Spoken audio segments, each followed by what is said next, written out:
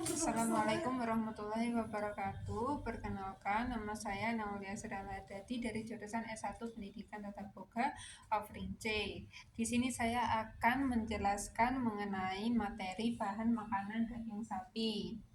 Yang pertama, apa teman-teman tahu mengenai daging sapi? Di sini saya akan menjelaskan daging bagian-bagian daging sapi, terus gizi-gizi daging sapi, lalu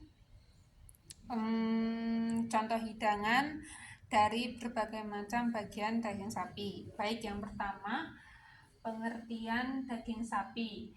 Pengertian daging sapi adalah jaringan otot yang terdapat pada hewan yang dikonsumsi sebagai makanan. Jenis daging yang umum dimanfaatkan meliputi daging sapi, kambing, babi, dan unggas. Setiap jenis daging memiliki karakteristik rasa, tekstur, dan kandungan gizi yang berbeda. Daging sapi adalah daging yang diperoleh dari hewan sapi dan dapat dibedakan menjadi berbagai kategori berdasarkan kualitas, jenis potongan, serta metode pemeliharaan.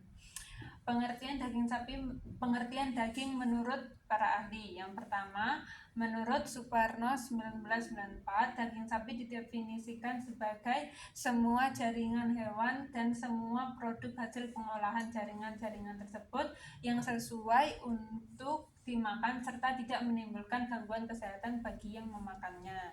Lalu menurut Arifin 2008, daging sapi merupakan produk ternak yang merupakan sumber protein hewani.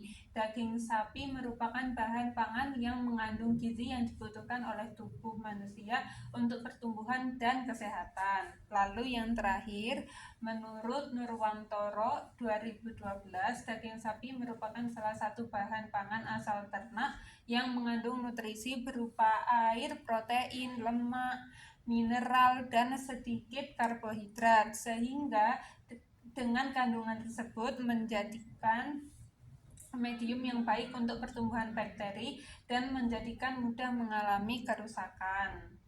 Berikut ciri-ciri daging sapi yang baik dan segar. Terdapat 3 ciri-ciri daging sapi yang segar, yaitu yang pertama,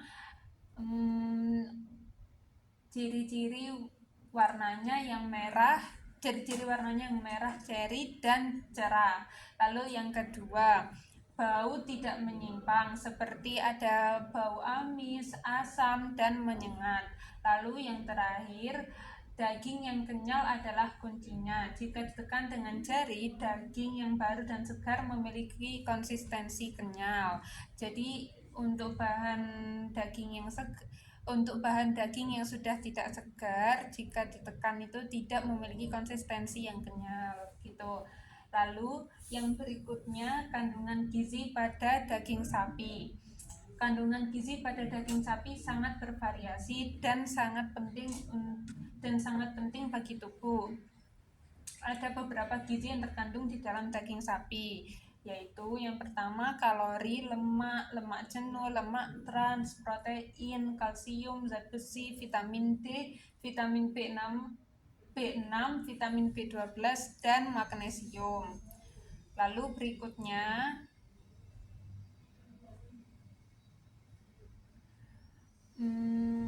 jenis-jenis potongan daging sapi. Daging sapi memiliki berbagai bagian yang bervariasi dan memiliki jenis potongan yang berbeda. Yang pertama, bagian daging sapi sengkel merupakan potongan daging di area betis hingga paha bawah sapi, depan maupun belakang. Serat daging ini memiliki konsistensi yang cukup alot sehingga banyak mengandung urat. Ini membuat bagian sengkel kurang cocok untuk stik dan lebih bagus untuk bakso, sop, dan kaldu. Lalu yang berikutnya, bagian daging sapi yang berikutnya adalah sampil. Bagian sampil meliputi area punuk sapi lalu turun hingga ke bahu dan paha bagian atas. Serat dagingnya memiliki serat yang padat dengan tekstur yang agak liat karena merupakan bagian daging sapi yang sering bergerak. Meski begitu, bagian ini kaya jaringan ikat kolagen yang memberi aroma khas dan rasa yang kenyal saat dimasak. Bagian punuknya cocok untuk daging asap, sedangkan bagian sampilnya banyak diolah sebagai empal, olahan daging khas Sunda. Selain itu, bagian sampil juga bagus untuk daging giling seperti bakso urat dan burger. Ini adalah contoh daging sapi bagian sampil. Lalu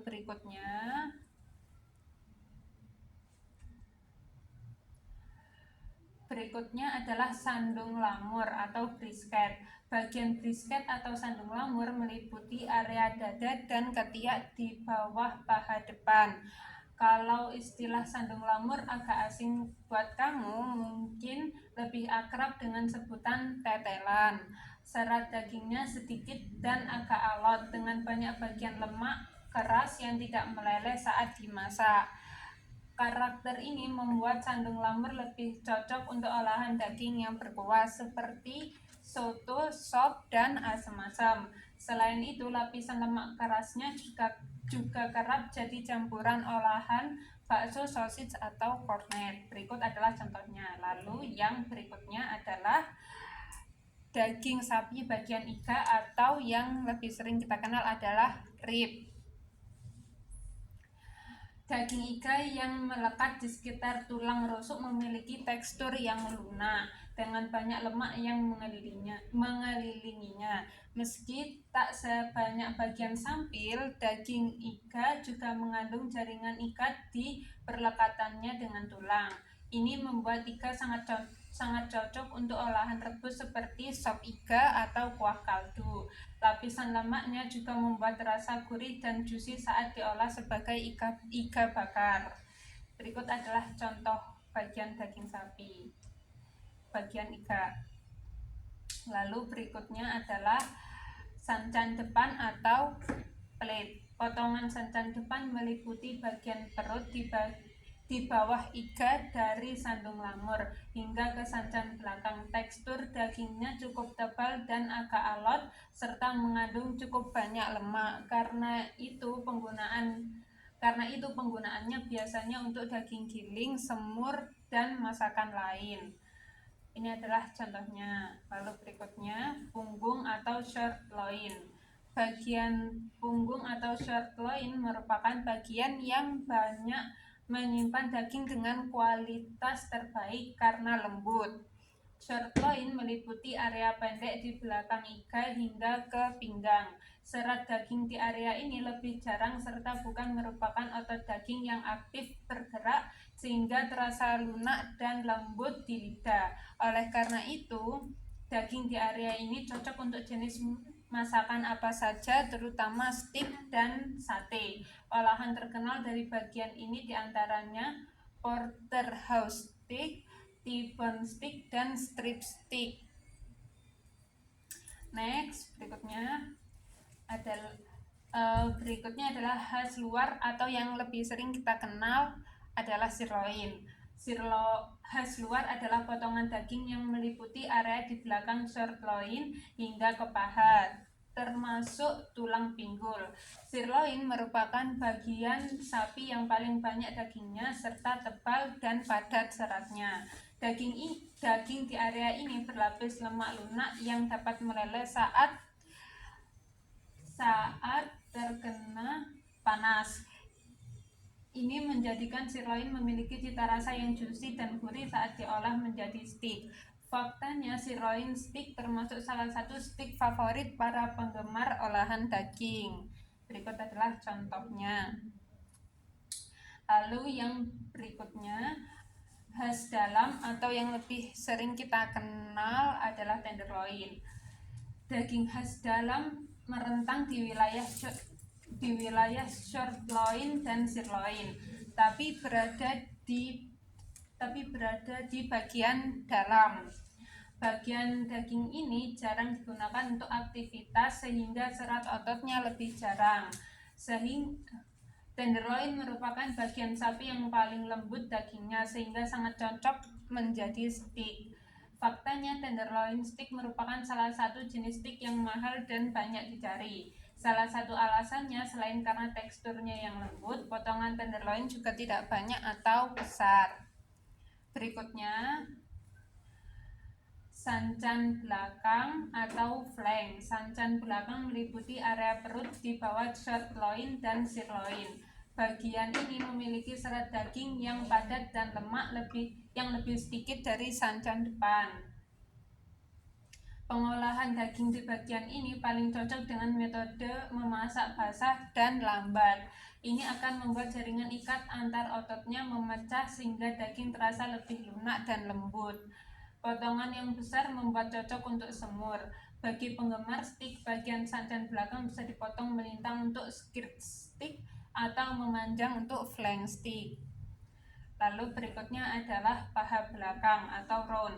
Potongan round meliputi seluruh paha belakang termasuk top side, daging tanjung, silver side, daging gandik, dan knuckle atau daging kelapa.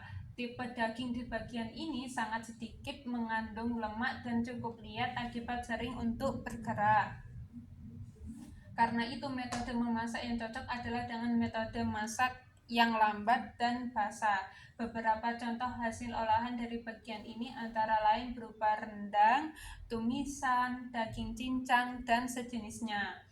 Dengan cara memasak yang benar, round stick juga bisa tak kalah lembut dari daging di bagian short loin atau sirloin. Lalu untuk yang terakhir, buntut atau oxtail. Terakhir adalah daging sapi bagian buntut atau oxtail. Meski banyak yang meremehkan, karakter potongan bagian ini kaya akan jaringan ikan gelatin dan kolagen. Cita rasanya pun kaya dengan flavor dari sumsum tulang yang sedap. Terlebih lagi daging di area ini tidak terlalu padat sehingga tidak butuh waktu terlalu lama untuk memasaknya. Meski begitu, karena potongannya yang kecil, maka pilihan masak menjadi terbatas dalam bentuk seperti sop buntut dan lain-lain.